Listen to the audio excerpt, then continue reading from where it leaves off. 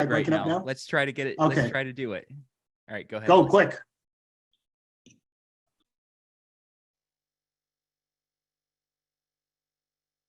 And welcome to our outstanding agents and investors nationwide. Today is Thursday, January 5th, 2023, and this is All the Leads Mastermind podcast number 410. Bruce? all right, you did it. It didn't break up. We're having some technical difficulties on Jim's side, guys. If you're watching and listening to this later, wondering what I'm laughing about, but we got through with no breakup. Thank you guys for joining us. Those of you that are joining live, those that are listening to this on podcast after the fact, we welcome you guys. This is the All the Leads Mastermind podcast and live Zoom session as well. If you are watching us live from YouTube or Facebook, we encourage you guys to share your wins and ask your questions. You can do that by chatting underneath of the video. You can add those questions on chat. We're monitoring. Those will come to our coaches today, and we'll get your questions answered live on the air. If you're with us here on the Zoom session, what we're going to ask you guys to do to engage, share success stories, questions, different things like that is pop your hand up virtually. You do that by going over the bottom of the screen and clicking the reactions button and then raising your hand. Okay. We will call on you when we see your hand raised. Now, be careful in doing that. If you have a question that you want to ask and you click the reactions button, there's also an applause button there. It goes away in a few seconds. We will think that you're clapping your hands for us. It'll puff our egos up a little bit, but we won't call you. If you want a question answered, then you need to click the button that says raise your hand, and then we'll call on you. This is a Q&A call. So we're always happy to pontificate and just ramble on and on and on, but we prefer when people have their hands up and they're asking questions, sharing success stories. If you've never been here before, what we do at All the Leads is we provide not only leads, but a complete marketing, mailing campaign, call training, role plays, just everything to do with working life transition leads. And those typically start with probate, maybe pre-probate, and divorce leads with some other lead sources coming in the near future. That's what we do. If you are looking to expand your listing business or an investor that is looking to expand into some new territories, we encourage you to come check us out at alltheleads.com. With that said, I think we're excited to have you guys here. And I know Tim has an announcement reminder that everyone needs to know about, because we're doing another class in an hour and a half that if you guys aren't part of, you may want to come check out. Tim, I'll turn it over to you. Okay, great. Alyssa, do you perchance have the slide handy? I didn't know you were going to do that. Hang on, we'll pop this up. So we talked a little bit last week about some new strategies for this year, and we're going to be focusing on both strategy and tactics.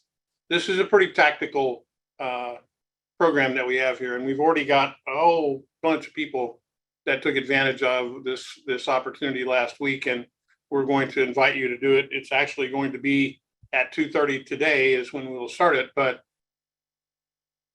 well, it just went away. 2:30 Eastern time. It's up. It went away on my screen. Where did it go? There it is. No, it won't stay up. I can't get it to stay up. Don't say it. Don't want to hear it. I can't see it, unfortunately.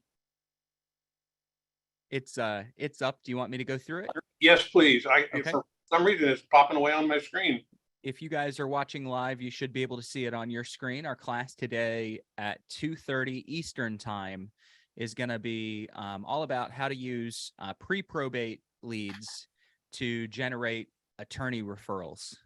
So you're going to be learning how to bring your pre-probate relationships to your attorneys, and in turn those attorneys into referral machines for your business. A lot of times you have to give to get. Givers gain. There's all sorts of cliches, and they're absolutely all true. We want you guys having the bait that you need to walk into attorney's office and create those strategic relationships that help their business, and in the long run, help your business a lot. So that's the class that we're doing today. For those of you that have not taken advantage of it, if you're a All the Leads subscriber, so you don't get any leads from us at all, it's $299. For that, you're getting the class, which is $99 of the $299. You're getting $100 in pre-probate leads, and you're getting $100 worth of probate leads. So what we want to do is combine all those together to create a vertical of your business that targets attorneys and generates a lot of referral opportunities for you. If you're a subscriber and let's say that you are getting probate leads from us, but not pre-probate leads, it's $199, and we would add $100 of pre-probate leads to your account.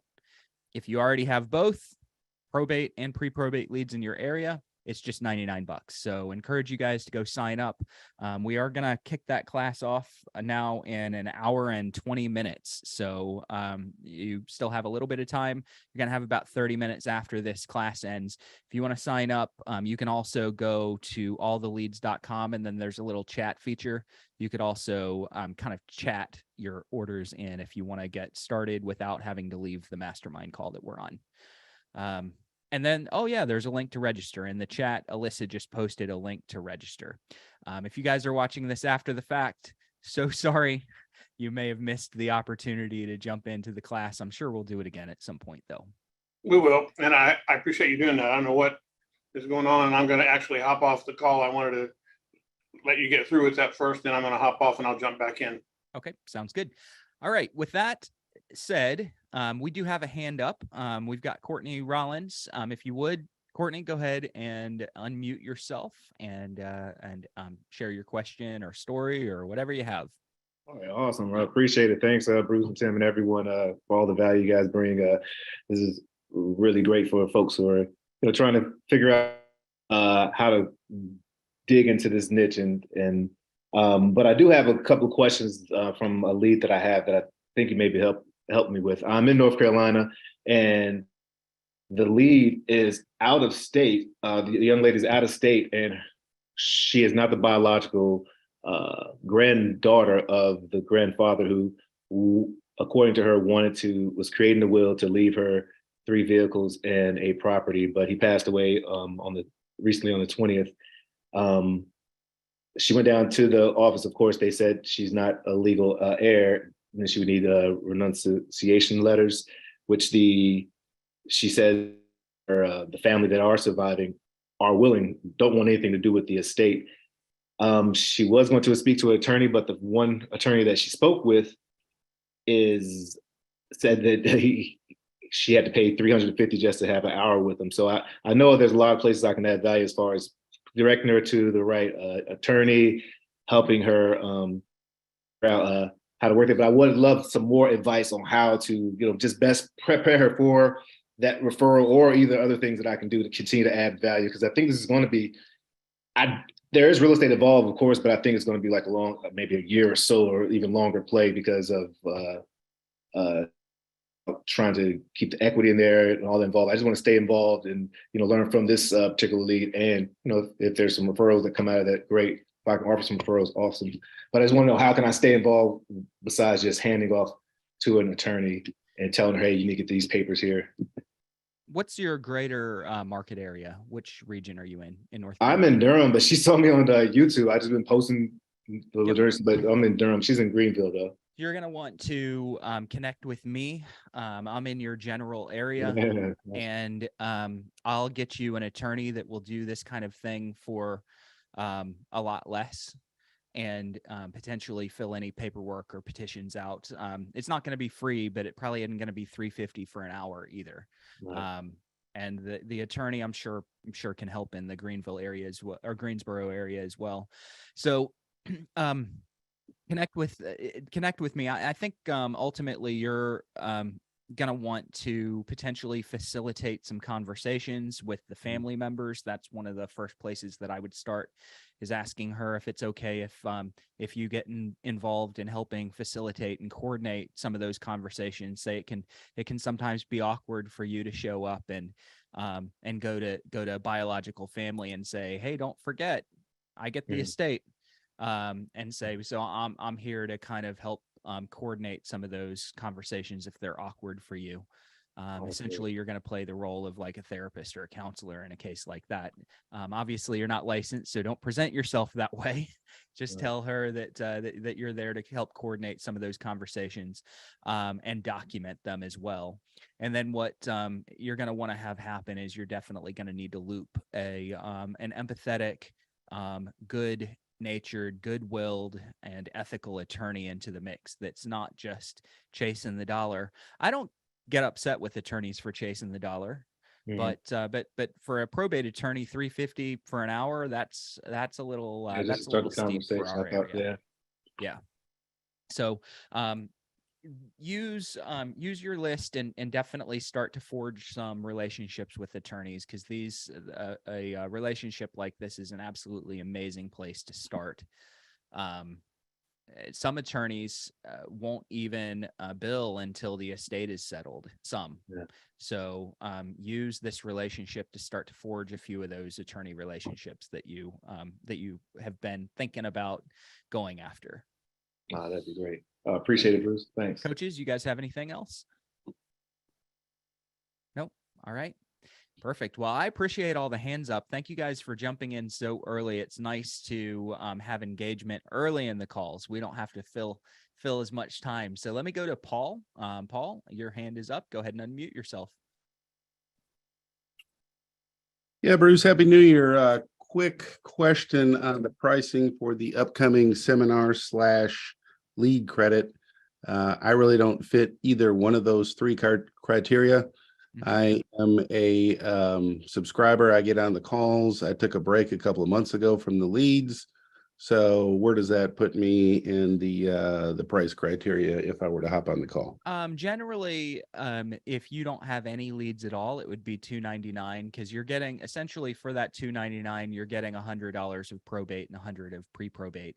If you do not, if you already have probate or pre-probate leads that you're working, then it's just $99. So we're breaking out that $299 into actual leads as well as training. We just know some people already have their leads, and if you do, it's just $99. If you don't, we'll give you $100 of each one of those types of leads. Okay, so when I go to sign up, if I'm still working my leads from the last 8 months, I can just tell them that and I can get on for $99. Yep. You're going to want to have some pre-probate leads included in that mix, because that's what we're heavily using as bait in this approach that we're going to teach. Okay. Thank you. Okay. Perfect. Thanks, Paul. Anything else? Nope. All right. Let's go to Nancy. Unmute yourself, please. Hello there. I just wanted to ask our last questioner, Courtney. He mentioned something about YouTube. I just have never heard of anybody doing YouTube, and maybe it's just my ignorance related to probate leads. So I just was curious what he meant by that. Let me go ahead and go to Courtney. I think I know what Courtney meant by that, but let me have you unmute yourself. Yeah, I mean, it's just in the world. I'm just documenting the journey and putting out videos as a way to, I'm thinking about evergreen marketing. I definitely get on the phones, call all the time. But I also want to be able to like nurture a referral type of a lead funnel. And so YouTube and IG and Instagram, all those are like fun ways that I get to just document, record, and put videos out there. And I guess the louder I am, the more people will be able to see it. I'm trying to follow, like all the leads, and just a lot of folks out there using it as a strategy. So as I learn, I'm like a chapter ahead. As I learn something, I'll record it and put it out. And then, but this lead said, "Hey, I found you on YouTube. I was going through the YouTube University, and I found your videos." And so she went to my site, and we connected there. And so now Do you that have a channel name for your YouTube so we could look at it? yes, life and transitions experts. And I may have even picked it up from all the leads. It said, try to start a community, or that's one way referrals. I'm sure I picked it up from one of these broadcasts here, but it's called Life and Transitions Experts. And so it's just opportunity for me to help promote folks' businesses and learn along the way and build referrals. And then it's just directed at the probate part of the business, correct? Not anything else related to real estate or. Well, I am trying to find the audience, but the audience really for me are probate and estate professionals and attorneys and anyone who's helping with big life transitions. So if you're doing insurance, or if you're a hauler or cleaner, or anyone who's involved in growing their business that's helping people through their transition. My focus is, the probate, real estate, but I'm sure it'll attract many things. And so, that's just one opportunity to market, I suppose, and to get the name out there. Well, thank you very much for sharing that. It's an innovative idea, so I like it. Oh yeah, hey, it's not my idea. I've just borrowed from these guys right here and everyone else. But yeah, it's success in these clues, and I'm trying to follow those clues. So thank you, though. I borrowed from other people. Sure, I want to weigh in on that as well, and that is that, everything that you do that can put your face and your presence in front of people, no matter how small it is, how granular it is. What you're trying to do is you're trying to build a groundswell. You're trying to become the focus in your community, whether that's your online community, your local community, print community, anywhere people see and can find things to engage with you in, you want to be there. And doing it in YouTube is a great idea. Making sure that you have your, Google local business stuff done, Nextdoor, any of the various community things that are out there.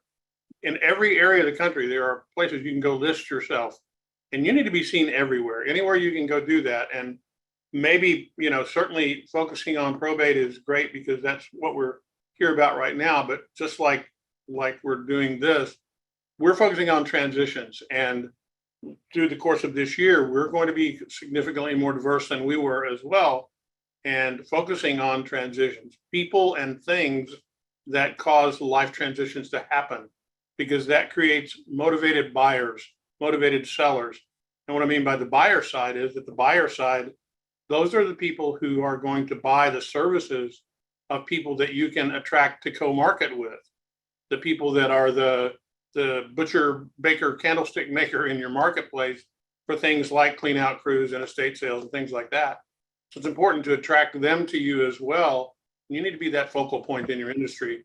Top of mind anytime anybody thinks about the things that you want to be found in. And it's the small little pieces. If you got 3 sales in the course of a year, or 3 listings, or anything like that off of a Facebook program, that's a huge return on your investment. Monstrous. And that's really what you want to do. Throw a lot of bread out on the water and watch what bites. So kudos for you for doing that, man. That's a great thing that you did there. That's awesome. So, I mean, these are the types of things that we discuss on our strategy coaching calls. I remember Courtney came to us not too long ago, and during his orientation call, we kind of talked through what's his background, where's he coming from, how does he want to approach it, and we talked through this, and yeah, these are the types of strategies that we're able to work with you here at ATL through our coaching, and definitely get you pointed into the next steps from where you are. I love it. Courtney, thank you so much for taking action. That's what it's all about. These concepts, while he gave lots of credit to us, we have to give credit elsewhere. We're not the only people and the first people that have come up with concepts of educating through YouTube and video by any means. Yesterday we had an amazing probate foundations class. Those of you that have never taken that before, you're going to want to join a probate foundations class. We do it once a month, and one of the principles there that we talk about is how there's one way to shortcut yourself to the top of being credible in someone else's mind, and that is to educate, produce content, and educate. If you want to be credible in someone's life, you teach them.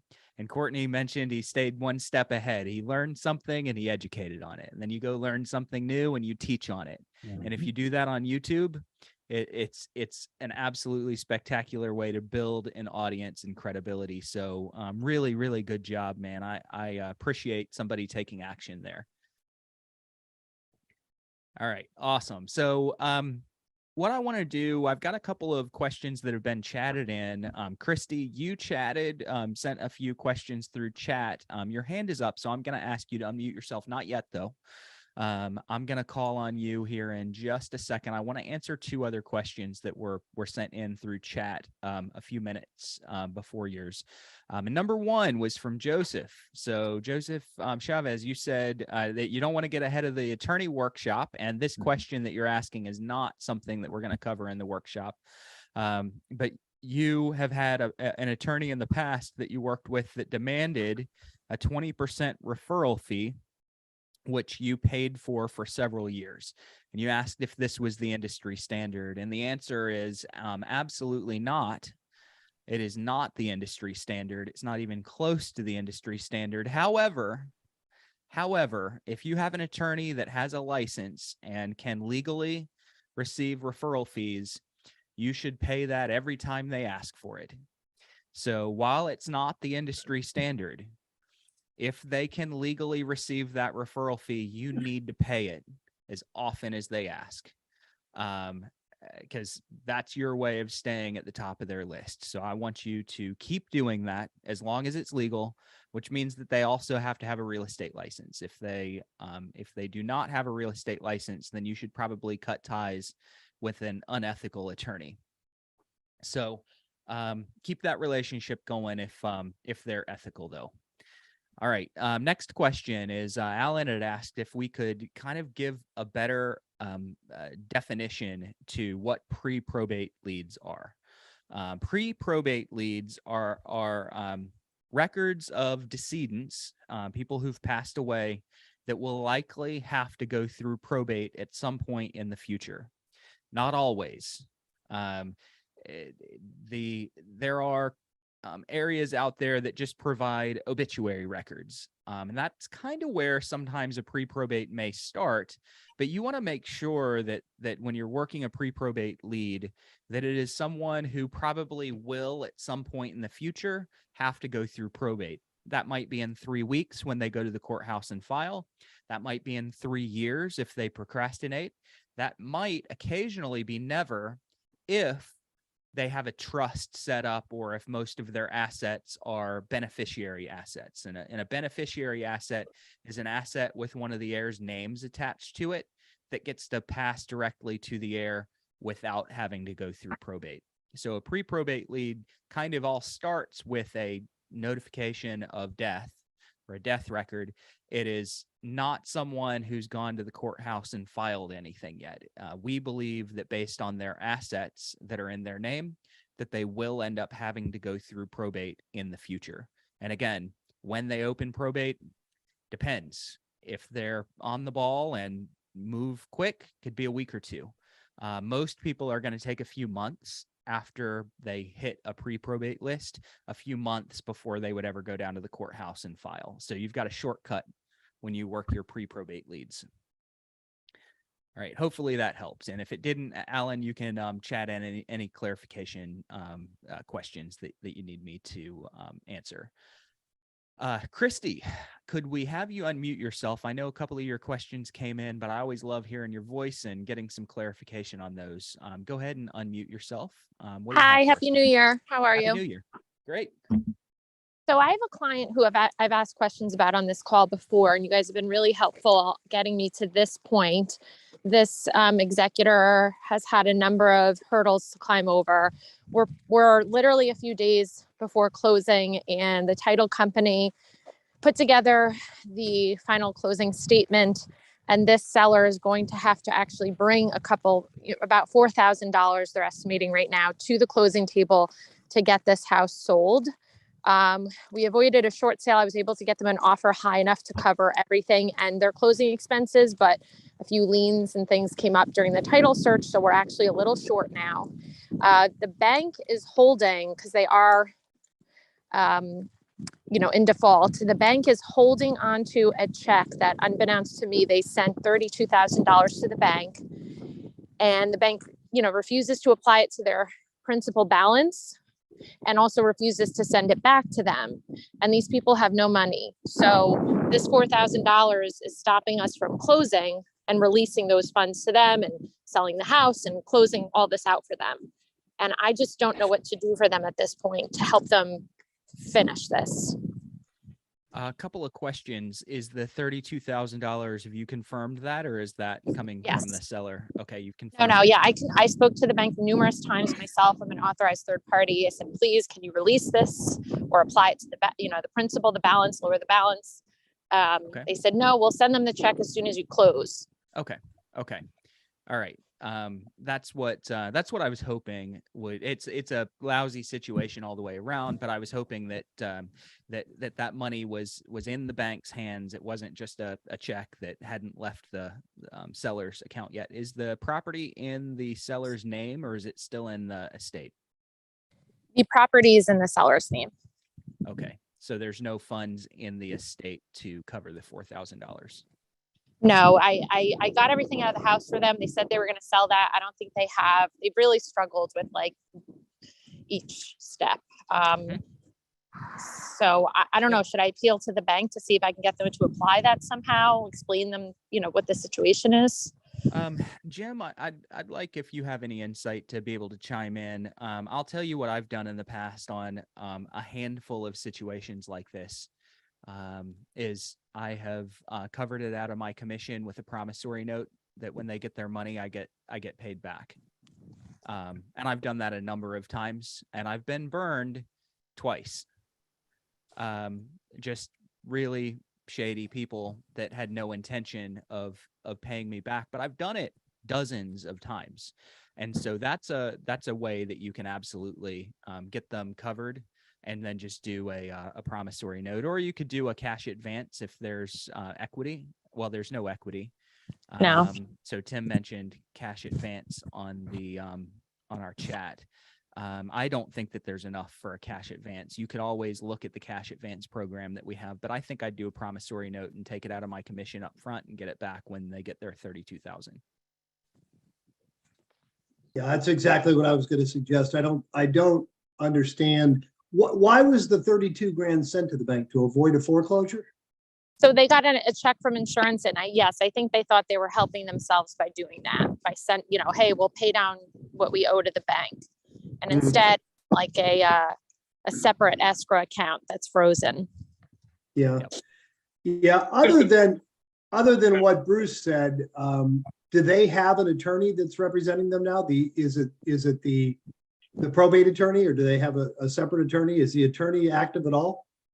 They have a real estate attorney, which I referred them to, and he's sort of leaned on me to contact the bank since I already have a third party authorization, but I could certainly ask him to please reach out to see if there's anything he can persuade them on. You can do that. It's not going to work. I mean, it's very unlikely that that's going to work. I think that this is where it comes off of your commission up front, and then just get something signed that it's going to come back to you normally within a couple of weeks. When escrows are paid out, they'll also get their $32,000, and then pay you back. Is it ideal? No, it's not ideal. But it's gonna get it to closing. So in your experience, I mean, I just don't understand. Is there a reason why the bank would not apply this to the escrow, considering where the closing is imminent? Because banks don't always do what is logical.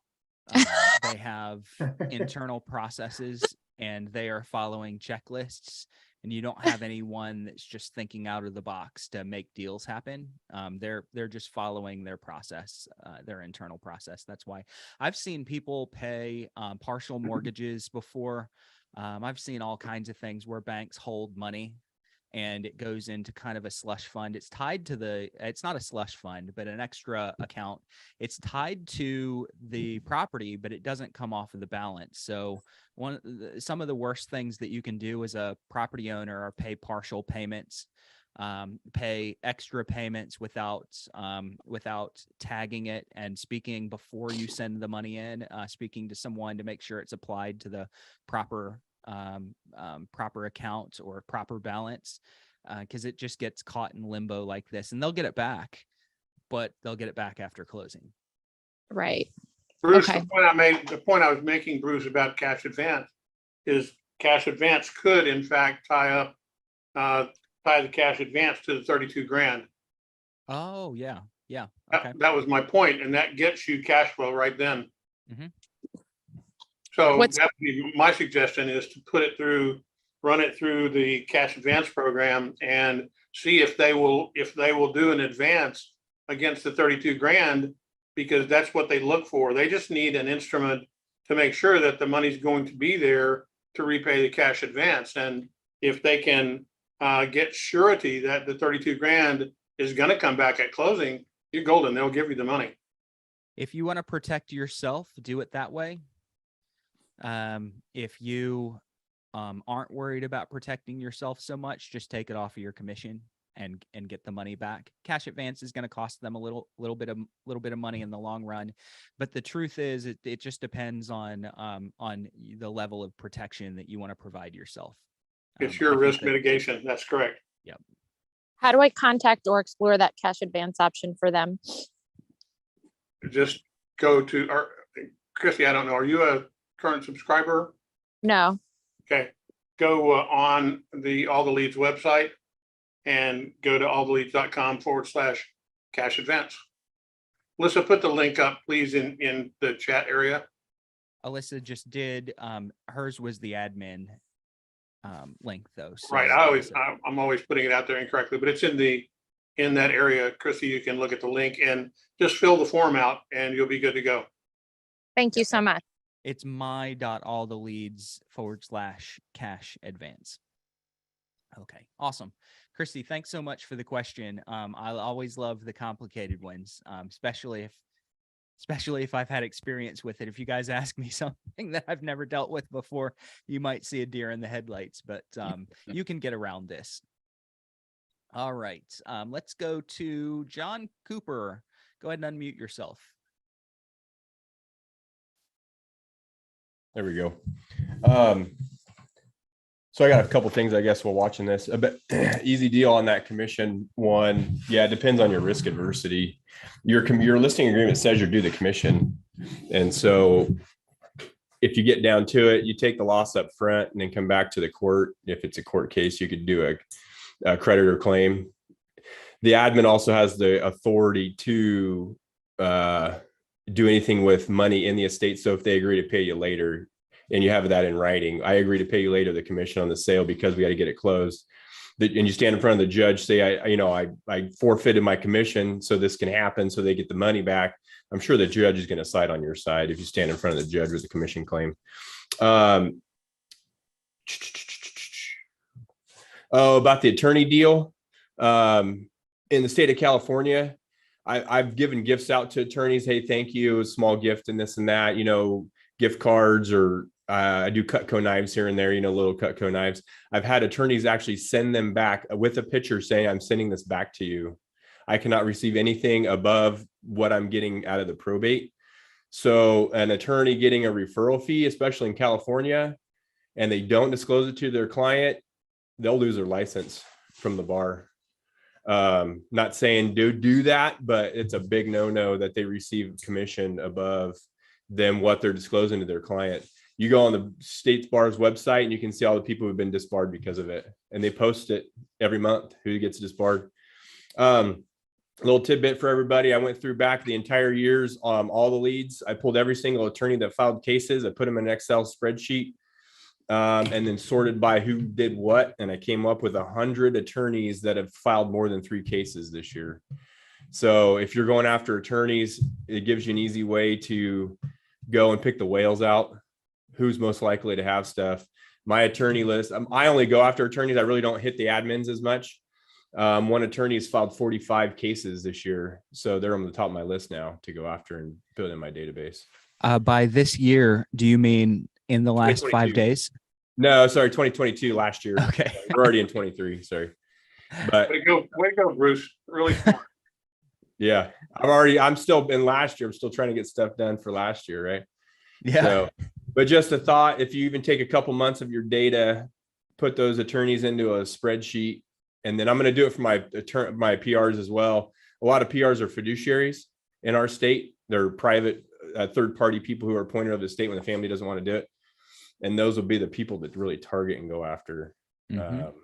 On average, I'm getting 2 deals per attorney over the year. So if you put 50 on them on your list and you turn them into A clients, they're going to end up being, 100 deals a year. So just some thoughts. Amazing. Guys, that's how you do it. Systemize it, put some structure around your processes, target attorneys. You've got lots of business sitting in your leads list. Your leads list are frequently going to convert 2.5-5% out of a leads list. You want to double that, get attorneys on your list, start getting referrals. So there is no shortage of opportunity for you guys in these niches that we're working. You just have to do the work. It's going to take some process, some dedication. You're going to have to be willing to work at it every day, not just once every 60 days. That's why people quit. And it's one of the reasons why I love this space so much, is because I'll see people pop in and out. You guys just heard from one of our subscribers that's doing the work earlier, in Courtney. He's in my market. I love that. Because there's tons of opportunity here, and I can guarantee you that someone like Courtney is probably going to be one of the few people that's doing the work. It hurts us as a company to see people not do what we teach you guys to do. As an agent, as an investor, I know that my competition doesn't matter. There's 40 or 50% of any list is going to end up selling a house in the near future. If I can get 10% of the ones that are going to sell a house, I'm going to have a killer business. And then Courtney can have 10% and someone else can have 10%. And I don't care who fights over the other piece of 10%. Okay. So that's the thing here, guys, is you just have to do the work, because the business is there. The opportunity is there. All right. Let's go to Vince's testimonial. Ken and Paul, I'll call on you guys here in just a second. We had a testimonial come in, and I'd like Jim to unmute himself, please, because you're a little bit more familiar with this. But we had someone that shared some successes over the last year, and we wanted to share that with you guys. And I'm hoping to do a video with this subscriber and let you guys hear it right out of his mouth. But Jim, go ahead and unmute yourself and tell us about Vince. Absolutely. Yeah. Vince is a very humble guy. He was on a mastermind call, I think about 6 months ago. And we briefly interviewed him, and he's willing to come back and do another case study, but he's over on the West Coast of Florida. He's been with us 4 or 5 years, and we seem to get a post from him like every year. At the end of the year, he'll kind of give us his summary of his last year's production. And a couple things I really respect about Vince. I've had executors in my county I've run into that I've referred to him over there. He gets right on it. When he gets a lead, he doesn't waste any time. He primarily wants to be an investor, but about 3 years ago, I think about 2 years into our program, he was smart enough to get a real estate license because he realized he was missing opportunities.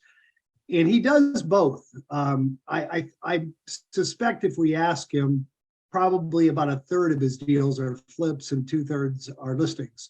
But he doesn't project what he wants on the client. He really figures out what's best for the client and goes with it. And this testimonial just kind of speaks for itself. He was doing one county. In June, he added a second county, spent a total of $7,100 on leads, received 2,500 leads, closed 6 transactions, GCI of $87,000. So he was nice enough to figure his ROI. His ROI on what he spent for leads and marketing, he got a return of 1,225%. And which is, I have to tell you guys, it sounds phenomenal, and we don't mention that a lot on the call, but 3 or 4 years ago, we asked our subscribers to go to the ROI calculator that we had and send us their ROI. And probably not coincidentally, but it ran anywhere from 12 to 1,300%, the people that responded. So you don't need to do a lot of deals. I mean, Vince closed 6 out of 2,500 leads and had a 1,200% ROI. And you can see he's kind of humble there. He's, he admits he doesn't. I know from our last call, he mails a few times. He is aggressive at calling back, but he's just scratching the surface. I think he admitted to us in the last call, he called him a few times and then that was it. I think he's getting a lot better now at working on his past leads. And, with that kind of an ROI, it was very humble to say he could do a lot better. So that was a good one. He couldn't be on the call, but we thought that was worth sharing and hopefully inspiring a few of you people who are on the call today. Any comments, Bruce? Awesome. No, this is really common. 1,200% ROI is just a 12 to 1 ROI return on investment. You spend $1, you make 12. There are a lot of people here who know their numbers inside and out. Let me give you some basics on some of the numbers that I run in my business. So I know personally, and I've run this for other subscribers or helped them run it and come up with slightly different numbers. But personally, a probate deal cost me $424. So I know that every time I spend $424 on a combination of lead costs, marketing costs, cold calling costs, mail, website, different things like that, $424, I get a deal. So the question that I have to ask myself is, how many deals do I want? And I just multiply that by 424, and that tells me how much money I need to spend to generate a certain amount of money. And it usually is over 1,000, a 10 to 1 ROI or 1,000% return on investment. So I spend $1, I make 12. I spend $1, I make 15. It depends on your numbers, but you guys should all know your numbers like that. And I really appreciated getting this from Vince, because you can see what the opportunity here is. Doing small number of transactions, and 6 isn't small, but 6 is not huge, but that's also a smaller amount of effort that went into that as well. Triple, quadruple, 10x that effort, and you're going to get a lot more business.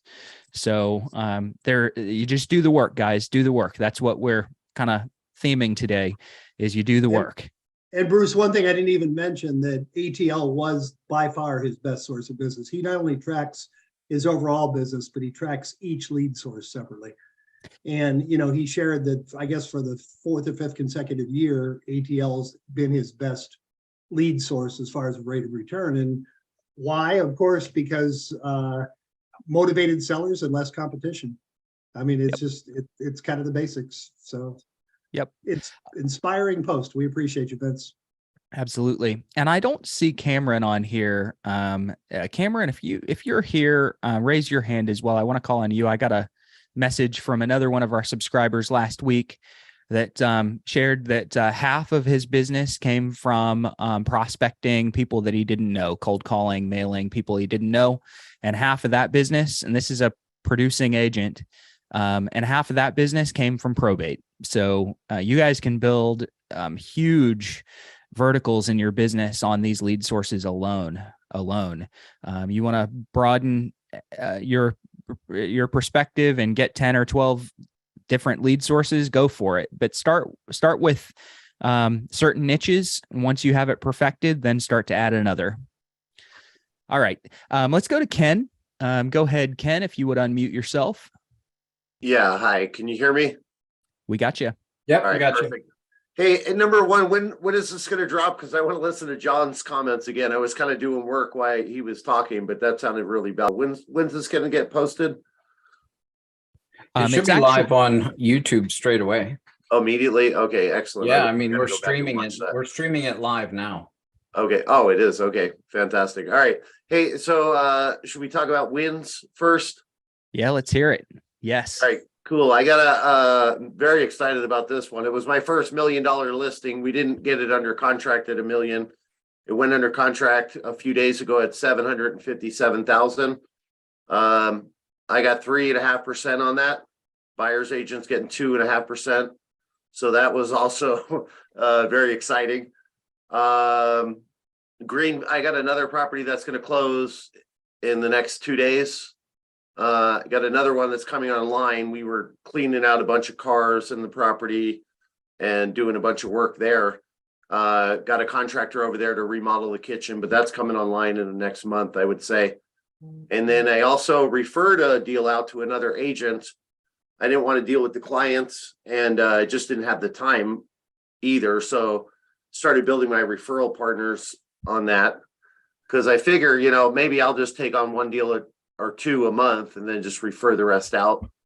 Because there's a lot of work that goes into these transactions. So I think that's more effective, just to be on the prospecting end of it more often and just take the cream off the top, take the bigger deals, the better ones. Mm-hmm. So that's amazing. Yeah. That's amazing. Stacking wins on wins. Yeah. I mean, and I've been in the business for 15 years. So, and I probably need to do some of the processes I'm using to follow up with all the leads with my past clients as well. But when you get into action, you get into more action. So it gets the gears turning. As far as questions, I have the same client that I put the 757 into contract. They have a property I'm looking at buying. It looks to me like if I put 50 grand into the property, I could probably get 65 out of it. I mean, what's the minimum return on investment that you would be looking for? I mean, the market's kind of coming down right now, and I feel like I could get ahead of the market and still get out of there with 60, but I can't see any way the market's gonna descend where I can't get 25 or 30 out. Like, it doesn't seem probable. What kind of spread are you guys looking for on your flip deals? Jim, you answer first. I think we all kind of have our own formulas. I'll give you guys my formula here in a minute. But Jim, what do you look for? You're on mute. There you go. Unmuted myself. It's all relative. When I started investing many years ago, before you were born, I was happy with a $5,000 or $10,000 flip. Towards the end of my real estate career, when I was doing so much else, coaching, actively selling, we got pretty spoiled where we didn't touch anything under 50,000, and we had some 100K flips, back then, which were wonderful. So it kind of depends on what else is on your plate, Ken, and how much your time is worth. You seem like you're doing a lot else, but if you're telling me that the potential is there, I think you said the potential is there that you could double your money, but the worst case would be you put in 50 and you make 85. Is that what you were saying? No. I mean, I think probably 65. 30 65 profit. Okay, good. Yeah, I knew you weren't going for the 15 profit. So no. Yeah, my concern is like be conservative and just wait till the bottom of the market and then jump in, or should I, because the market's, it's descending, but it's not descending. It's not like the stock market where it's going to crash immediately. I feel like I can turn this property. I have the contractors in place. I feel like I probably should buy it, but I'm questioning myself. Am I being too conservative, or should I just go for this property? It seems like the margins are big enough. It depends on how fast. Go ahead, Tim. If you didn't do it, what are you going to do with that money? I mean, right now I got a bunch of cash sitting in the bank. Actually, I mean that's so. So I think you're answering your own question. If you feel certain you're going to be able to turn that money in a reasonable amount of time, this is purely a financial decision. You don't want to let money sit that you can invest. If you are confident that you can sell it, you know what you're going to go do. then you should get into the market and do it. It's the business that you're in. Right. But the side of that is that, and this is one of the classes that we're going to be getting to later in the year, straight up business management. One of the things that you need to be doing, in addition to what you just said, is take the money that you'd be investing in this and then be very, very careful that you put down how much of your personal time is going to take, and take that time and factor that into that cost and determine what is your cost per hour that you're going to be spending, what's your opportunity cost, and factor that into it, and then make your decision. Don't just make it purely financial. Look at your time. Okay. Yeah, Yep. makes sense. Attorneys don't have any problems, right? I mean, basically this property is on the market. We got a cash offer. So the way I'm looking at it is that I would offer my clients the same cash offer minus the commission that they would have spent. So essentially they'll be netting the same amount of money. I mean, does that make sense as an offer and a strategy? Yep, for sure. For sure.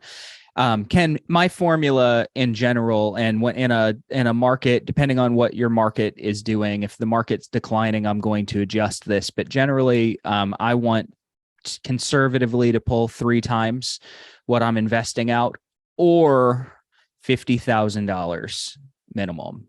Okay. So if I'm putting 50 in and I'm going to make 50 virtually guaranteed, I'll do it, even though that's just a 1-to-1 ratio. Okay.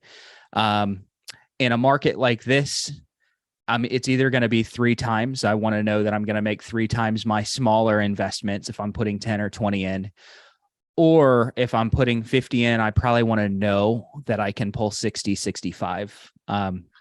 50 turn in a declining market, 50 turns into $10,000 really fast if the market falls. And that's what I'm concerned with, whether to wait it out. Like I said, in a market that's going up, this property is a no-brainer. Even in a market coming down, I feel like it's probably, makes sense. I mean, essentially I pick it up for $282, put 50 into it, profits about 65. Like I said, I feel like the market's not going to fall fast enough to not pull some money out of it. Yep. So how long is it going to take you to turn it? How long will it take that 50 to be totally invested and back on the market?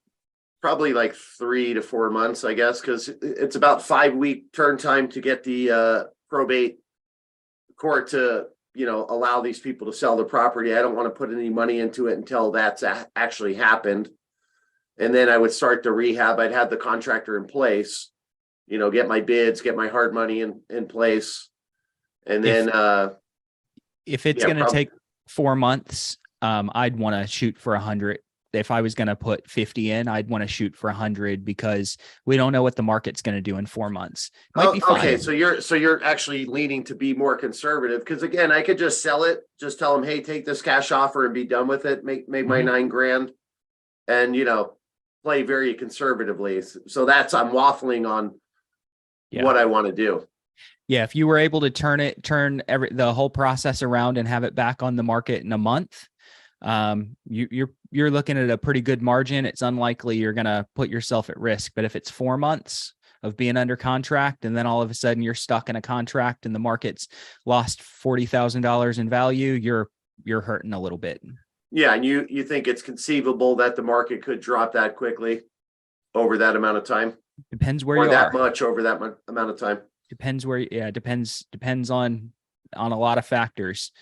But I've seen it. I had an agent in one of my offices, and we've got to hurry up. Paul, I'll call on you in just a second. But an agent in one of my offices one time had a $200,000 or $2 million property on a lake, and he put it on the market for $2 million. Well, at that point it was 1.9, and he dropped by 200,000 about 2 months later. But the problem is it was 1.6, and then he dropped by 200 more thousand, and it was 1.4, and he ended up selling for 800,000.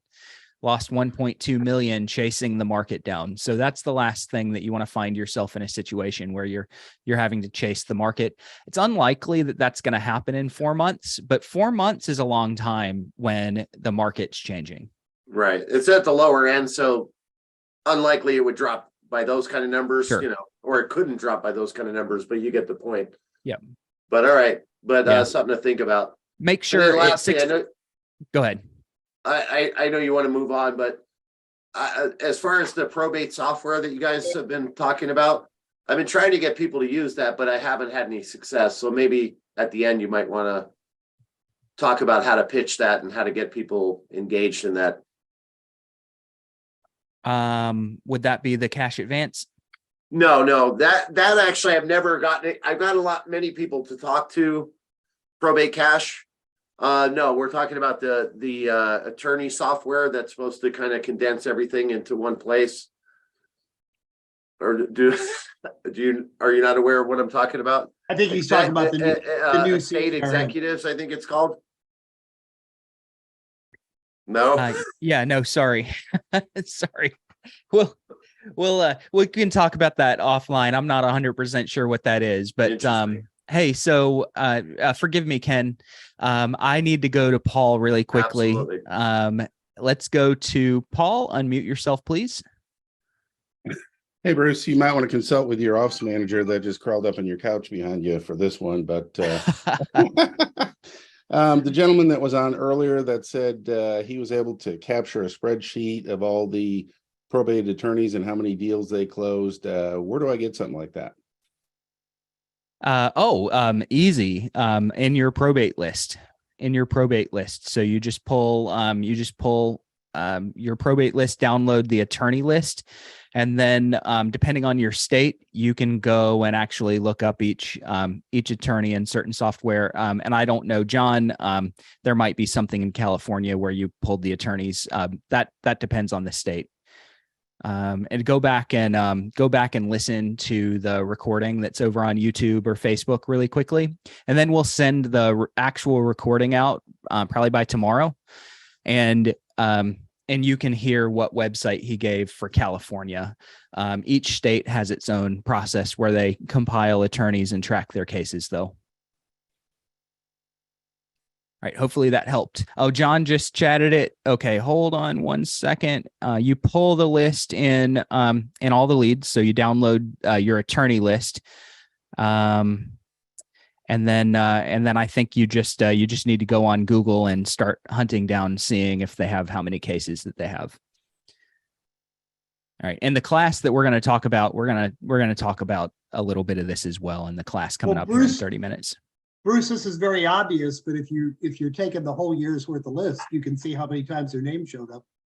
Would tell you how many cases they had if you're getting them all from our leads. So you wouldn't even have to do that second step. John Cooper's up, and you're muted. We can't hear you. You're actually not on mute, but we can't hear you.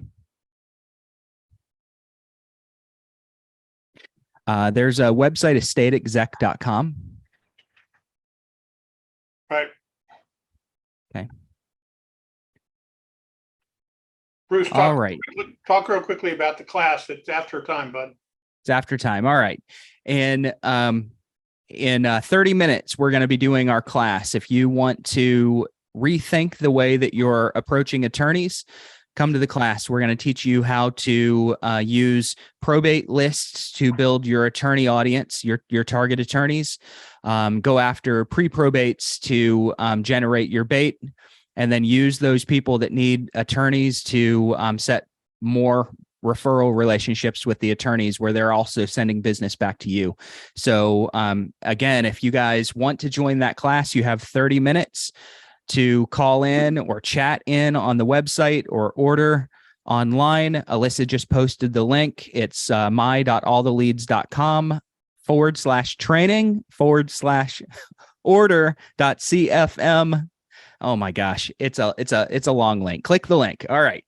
So join that class. It's going to be about 45 minutes long. With it, if you don't have pre-probate leads or probate leads, and you buy the full class, you're going to get $100 of historical probate leads to find your attorneys and $100 worth of pre-probate leads to actually go put some action steps into your business.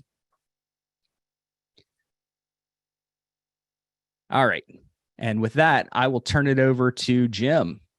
All right. Well, I started out by welcoming our outstanding agents, and we really did have some outstanding shares some outstanding success stories. And I want to challenge each of you, like I always do, take one of the many great ideas we had on this call, go out and put it into practice, and please come back next Thursday and share your results with the group. Thanks for being here, everybody. Have a great week. Talk to you same time next week. Take care.